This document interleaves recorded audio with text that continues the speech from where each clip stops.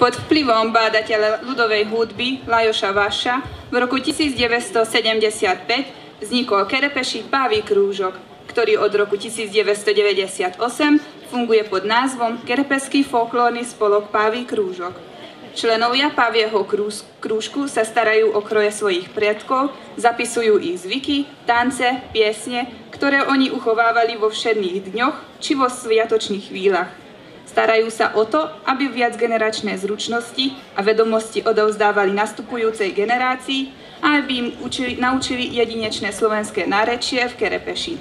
Celoročná činnosť spolku sa zakladá na pestovaní kalendárnych zvykov, na zostavení programu k národným sviatkom a na požiadanie.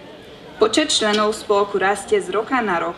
V súčasnosti sa do činnosti spoločnosti zapájajú predstavitelia 4 generácií, deti či dospelí, ktorí sa zaujímajú o slovenské tradície.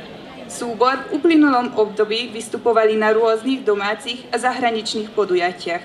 Dostali sa na Slovensko, do Českej republiky, Poľska, Francúzska, Rumunska, Izraelu, ale aj do Talianska.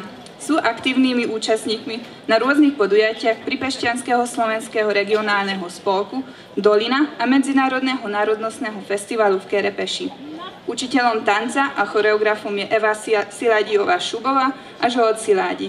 Predsedom spolku je Marta Zomboriová. Umeleckým vedúcim spolku je Ďula Arva. Umeleckým vedúcim Pávieho krúžku je Marton Birini. Na základe štatútu udeľovania ceny Štefana Lamyho skupine, ktorá na celoštátnej kvalifikačnej prehliadke vo víre tanca získa 3-krát po sebe zlatú kvalifikáciu, udeľuje sa cena Štefana Lamyho. Kerepeský folklórny spolok a Pávy krúžok vyhovuje tejto požiadavke, keďže zlatú kvalifikáciu získal v roku 2011 za choreografiu Voľba Paholského richtára a v roku 2013 za choreografiu Na páračkách a v roku 2015 za choreografiu Dvíhanie mladuchy na fašiangy. Cenu odovzdávajú Alžbeta Hollerová-Račková, predsednička celoštátnej slovenskej samosprávy v Maďarsku, a Katarína Kirajová, riaditeľka Ústavu kultúry Slovákov v Maďarsku.